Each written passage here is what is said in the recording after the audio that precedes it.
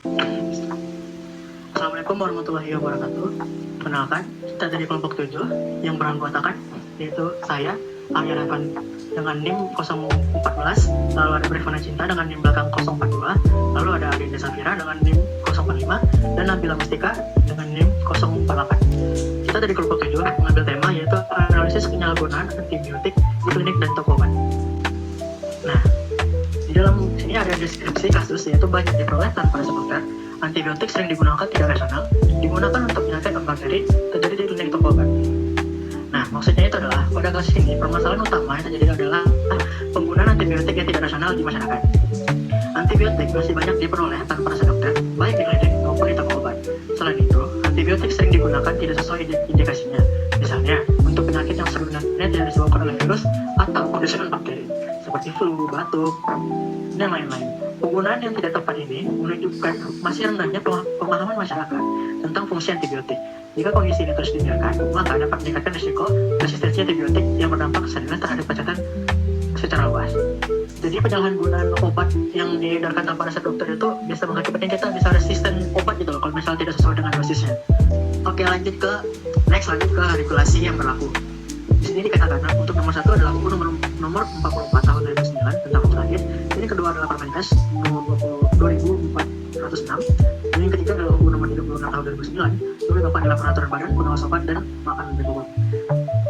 Nah, jadi maksudnya untuk mengatasi permasalahan tersebut sebenarnya sudah terdapat beberapa regulasi yang mengatur penggunaan dan peredaran antibiotik di Indonesia. Teman-teman di Undang-Undang tadi nomor 44 tahun 2009. Di sana dikatakan bahwa mewajibkan pelayanan kesehatan memberikan terapi yang aman, bermutu, dan rasional kepada pasien. Yang kedua adalah Permenkes nomor 2406. Itu mengatakan untuk mengatur tentang pedoman penggunaan antibiotik secara rasional. Yang ketiga adalah untuk nomor 56 tahun 2009 tentang kesehatan yang menegaskan bahwa setiap upaya kesehatan harus melindungi masyarakat dari risiko penggunaan obat yang tidak tepat. Selain itu, terdapat pula peraturan dari BPOM yang mengawasi peredaran obat, termasuk antibiotik, agar tidak disalahgunakan dengan adanya regulasi ini. Seharusnya penggunaan antibiotik dapat dikontrol, namun dalam praktiknya bisa ditemukan banyak pelanggaran di lapangan ini. Bisa disimpulkan bahwa sebenarnya regulasi untuk mengaturnya sudah ada peraturan untuk mengikat ini agar tidak terjadi, tapi untuk pelaksanaan di lapangan masih kurang gitu. Dan selanjutnya akan dijelaskan oleh teman saya. Itu ada implementasi, adanya standar pelayanan dan program PRA. Implementasi kebijakan penggunaan antibiotik dilakukan melalui penerapan standar pelayanan kefarmasian di apotek dan klinik serta pelaksanaan program pengendalian resisten antimikroba difasilitasi oleh pelayanan kesehatan, pengawasan BPOM dan Dinkes.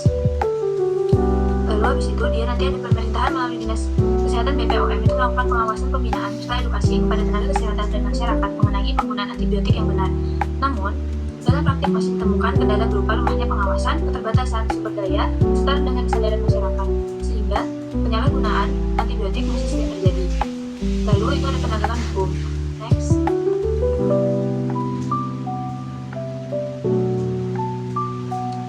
Penegakan hukum terhadap penyalahgunaan antibiotik itu dilakukan melalui inspeksi rutin oleh Dinas Kesehatan dan BPOM terhadap sarana pelayanan kesehatan. Sanksi administratif dan pencabutan izin. Sanksi yang diberikan kepada pelanggar bersifat berjenjang, mulai dari teguran dan sanksi administratif hingga tindakan tegas berupa pencabutan izin operasional bagi klinik atau toko obat yang melanggar ketentuan. Selain itu, ada sanksi berat. Pelanggaran berat dapat dikenakan sanksi pidana berdasarkan Undang-Undang Kesehatan. Meskipun regulasi telah ada, penegakan hukum saat ini dinilai masih belum optimal karena adanya kendala dalam pengawasan yang belum konsisten dan efek jera yang masih lemah dan kendala dalam pengawasan dan keterbatasan sumber daya.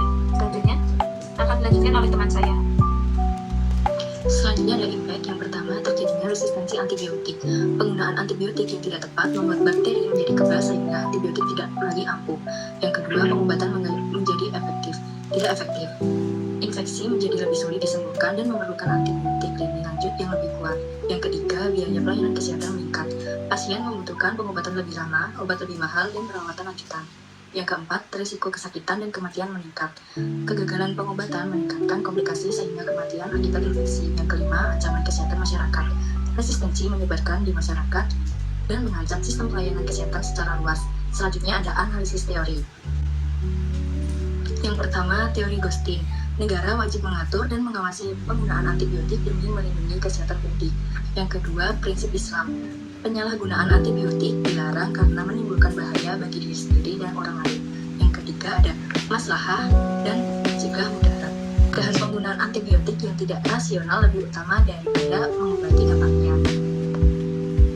Selanjutnya akan dijelaskan oleh teman saya.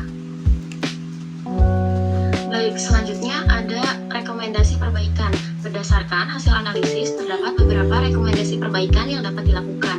Yang pertama, diperlukan pengawasan yang lebih ketat terhadap penjualan antibiotik, terutama di klinik dan toko obat, agar antibiotik tidak lagi diperoleh tanpa resep dokter.